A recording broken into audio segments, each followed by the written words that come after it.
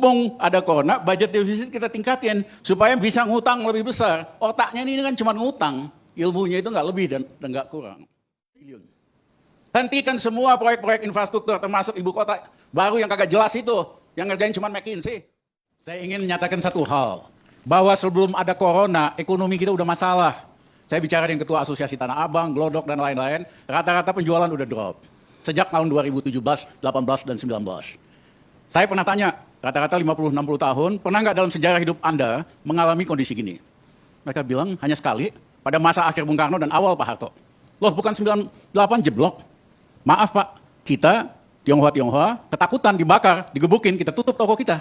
Tapi sebulan kemudian, kita buka lagi, hidup lagi. Daya beli nggak sehancur seperti hari ini. Nah, berbagai indikator, saya nggak usah ulangi, karena biasanya ada yang rajin bantah-bantah saya, ya. Trade balance negatif, current account negatif, kemudian juga primary balance dan segala macam lah. Kita gunakan semua indikator makroekonomi. Sebelum ada corona, kita sudah mengalami krisis. Nah, tetapi seolah-olah ada stability, terutama di dalam nilai tukar. Karena apa? Didoping terus dengan pinjaman yang makin lama makin banyak dengan yield bunga yang lebih tinggi. Rata-rata pada waktu itu hampir di atas 7% yieldnya. Negara lain jauh lebih rendah. Nah, seolah-olah ada kesan semua everything is fine, everything is okay, tapi utang luar negerinya naiknya besar sekali, peningkatan output sangat rendah, stuck di 5% sejak tahun 2017-an lah kira-kira. Nah, dengan adanya corona, itu terjadi di Cina, pertengahan Desember Pak Karni kalau ingat, kasus pertama di Indonesia menurut Fakultas Kedokteran itu bulan Januari. Tapi kita dari Januari sampai pertengahan Maret itu dalam proses self-denial. Nggak benar, nggak ada, kita kebal, kita nggak bakal kena karena cuaca dan sebagainya. Kita kehilangan 2,5 bulan yang paling berharga. Karena kita sibuk bantah-bantah, nggak benar, nggak betul, dan sebagainya. Pejabat kita kan paling doyan membantah yang udah benar, dibantah gitu. Nah, kemudian pada Januari sampai barulah pertengahan Maret ada kesadaran bahwa ini memang benar, bahwa ini masalah udah serius. Tapi 2,5 bulan itu yang terjadi disinformasi oleh pejabat tentang keberadaan corona. Nah, pada waktu kita mulai sadar itu, kita bukannya nutup arus turis, arus pekerja dari Cina. Malah izinkan, malah ada rencana mau kasih insentif sekian miliar untuk membantu meningkatkan turisme. Yang kedua, kita nyewa buzzer. Jumlahnya cukup besar. Bayangin masalahnya corona, masalah kesehatan, yang disewa itu buzzer. Ini pemerintah pikir dia bisa menyelesaikan masalah dengan misinformasi dan buzzer gitu.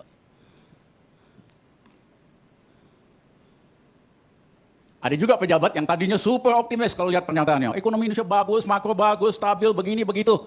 Tiba-tiba overnight, akhir Maret berubah menjadi super pesimis. Bahwa ekonomi Indonesia gara-gara corona. Seolah-olah yang disalahkan hanya corona, bukan kebijakan sebelumnya yang super konservatif, yang ngawur, ya, dan tidak ada value added-nya. Itu tiba-tiba menjadi super pesimis bahwa ekonomi Indonesia bakal anjlok minus 2%. Sebetulnya ini hanya alasan yang dicari-cari untuk menjustifikasi, memberikan alasan bahwa budget defisit bisa ditingkatkan dari minus 3% GDP ke 5% GDP. Karena kalau ekonominya masih positif, tidak ada alasan untuk menaikkan budget defisit jadi 5%. Ya, mumpung ada corona, budget defisit kita tingkatin supaya bisa ngutang lebih besar. Otaknya ini kan cuma ngutang, ilmunya itu nggak lebih dan nggak kurang. Nah, budget defisit ditingkatkan 5%. Kenapa? Karena berdasarkan peraturan, limitnya memang 3% dari GDP. Kalau nggak presiden bisa di-impeach gitu loh. Jadi ini nyelamatin presiden juga. Supaya tidak di-impeach, supaya bisa jadi 5%. Saya sendiri, mohon maaf, kalau teman-teman perhatikan ramalan saya di dalam bidang makroekonomi, di dalam bidang corporate, rata-rata itu nyaris tepat. Saya sendiri tidak sesuper pesimis itu. Saya masih yakin, masih ada banyak cara supaya kalau anjlok pun ekonomi kita dari 5%, paling ke 2% atau maksimum 0%. Nggak sampai negatif. Tapi tiba-tiba menteri yang super optimis jadi super pesimis hanya sekedar buat nyari alasan supaya budget defisit bisa dinaikin supaya bisa ngutang lagi. Nah, dibikinlah Perpu nomor 1 tahun 2020. Mohon maaf, ini berpotensi melanggar Undang-Undang Dasar Konstitusi. Karena hak budget itu ada di DPR. Kok bisa aja tiba-tiba pemerintah punya hak buat ngubah APBN seenaknya? Kan sudah ada mekanismenya. Kalau ada apa perubahan indikator makro, tinggal dibikin RAPBN perubahan. Ya dari dulu waktu krisis juga kita sampai 4 kali kita ganti. Jadi APBN kita ubah-ubah terus 4 kali dalam 1 tahun. Jadi tidak perlu nerbitin Perpu di mana hak budget yang dilindungi oleh Undang-Undang Dasar mau diambil dari DPR. Nah yang kedua, di dalam Perpu itu ada pasal di mana jika terjadi kesalahan kebijakan, tidak bisa dijadikan kasus hukum, tidak bisa dituntut. Wah, ini mah pintu masuk buat ngerampok lagi, buat bikin skandal lagi, skandal BLBI, skandal Senturi, skandal apa lagi. Kok nggak belajar dari sejarah? Pejabat itu mesti punya tanggung jawab publik. Di Korea tahun 98, Menteri Keuangan, Gubernur Bank Sentralnya masuk penjara karena kebijakannya dianggap merugikan negara besar-besaran. Ini enak aja, setiap bikin kasus yang merugikan negara triliunan, bisa lolos. Nah ini juga hal yang saya kira diitukan layak. Saya ingin, kalau bisa grafiknya diperlihatkan. Bisa? Ya. Kalau semuanya normal, ada corona, kita cepat responnya, mengambil langkah-langkah yang tepat, itu yang terjadi garis hijau. Dalam waktu antara 3 atau maksimum 6 bulan kita recover lagi. Grafik V. Tetapi kenyataannya, kita ini garis kuning. Mula-mula nolak, gak ada corona, gak mungkin dan sebagainya. Langkah-langkah yang diambil terlambat. Bayangin buat nyediain awal-awal krisis. Buat nyediakan 2.000 alat kesehatan buat dokter aja kagak bisa. Ya, nah sehingga ini makin lama makin dalam. Respons makroekonominya juga lambat. Merentah pakai himbauan. Himbauan supaya yang kasih kredit atau leasing nggak usah bayar dulu, ditunda. Kok bisa merentah pakai himbauan? Merentah itu pakai peraturan. Saya dulu waktu zaman Gus Dur, kita berikan kredit diskon kepada pengusaha kecil 50%. Ada keputusannya sehingga bank-bank bisa pakai sebagai pegangan. Ini presiden, ini nggak usah dibayar, itu nggak usah. Apa dasarnya? Banyak pengusaha motor yang pinjam motor datang ke leasing. Pak, keputusan presiden begini. Urus saja sama presiden, kita nggak mau kok. Merentah itu pakai keputusan, bukan himbauan. Nah, akibat model-model yang lambat ini, bisa-bisa recovery-nya 1 sampai 1,5 tahun. Nah, tapi persoalannya, bangsa kita nggak tahan. 2 bulan aja nggak tahan, apalagi kalau sampai 1 tahun.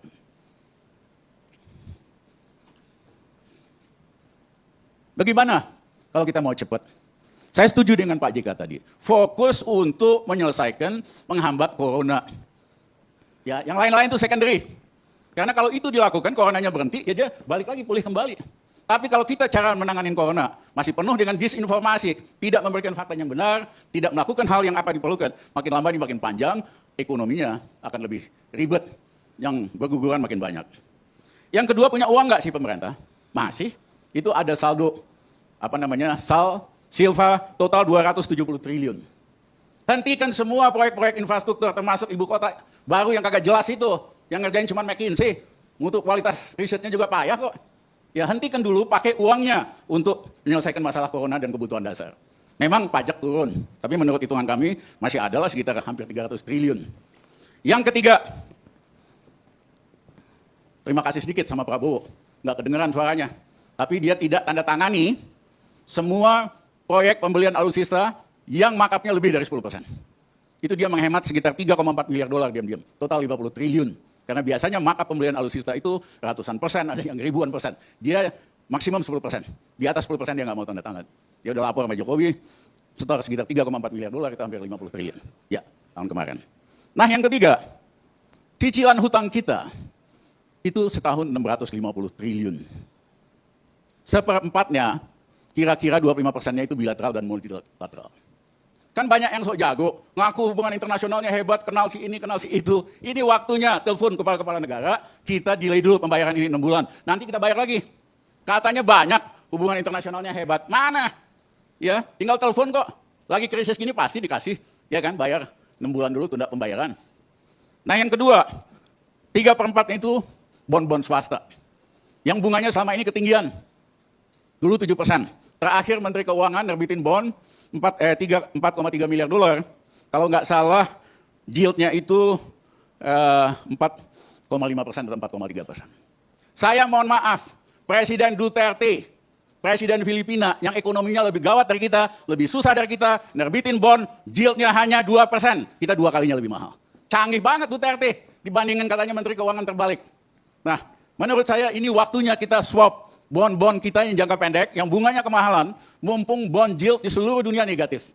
Di Jepang negatif, di Eropa negatif, Amerika negatif. Ya, kita bisa tukar kasih yield misalnya 1%, 2%, strukturnya diperpanjang. Sehingga dari cicilan 1 tahun 650 triliun itu, paling tidak kita bisa hemat 200 triliun. Jadi kalau kita total tadi, Silva, anggaran pembangunan yang dihentikan, penghematan dari debt dan sebagainya, ada sekitar 900 triliun. Ya. Nah, apa prioritasnya? 200 triliun kita fokus untuk nyelesain masalah corona ini.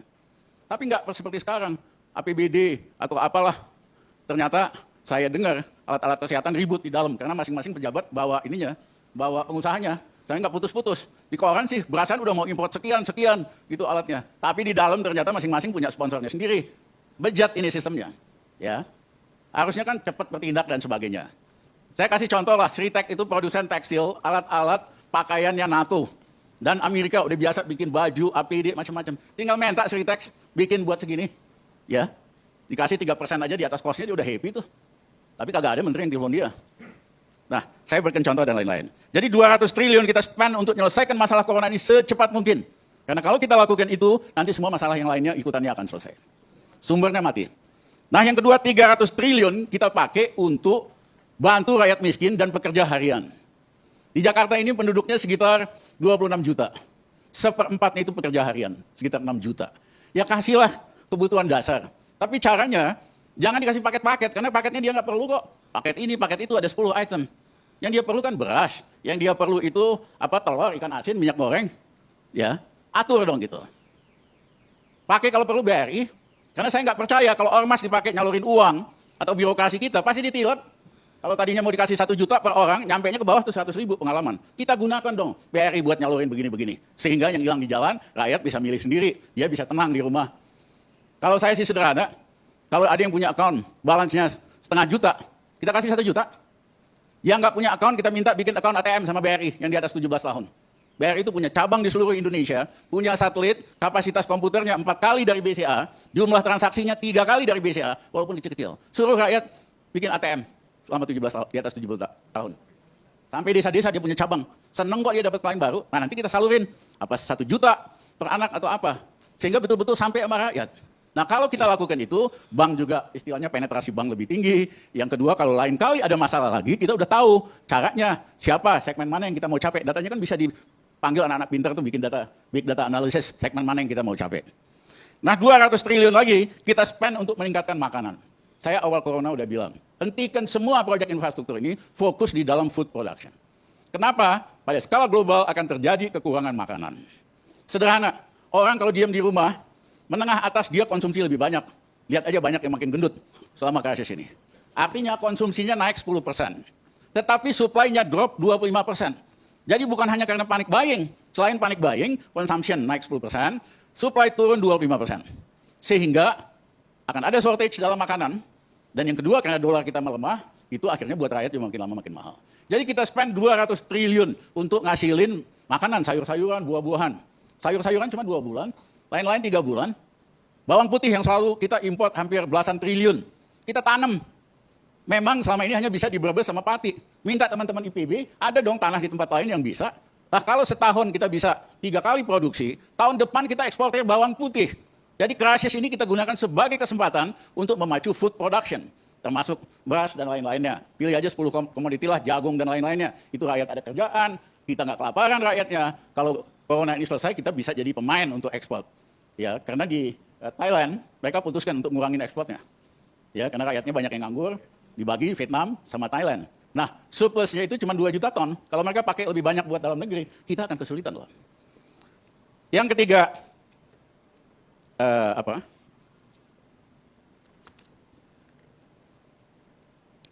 Yang ketiga, harus dipahami akibat krisis corona ini terjadi geopolitical shift, strategic geopolitical shift. Tadinya Cina itu pabrik dunia, semua multinasional punya pabrik di Cina.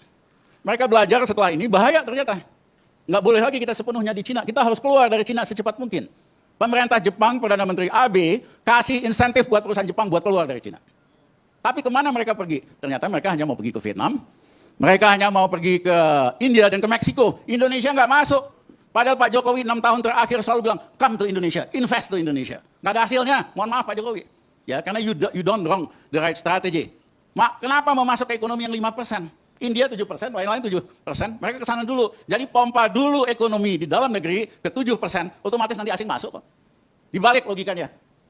Nah, kita para analis mengatakan 3 negara ini akan jadi economic superpower dalam 10 tahun yang akan datang. Yaitu Vietnam, yaitu India, yaitu Meksiko. Menurut saya kalau kita canggih, kita cerdas, Indonesia bisa the 4th economic superpower dalam 10 tahun yang akan datang.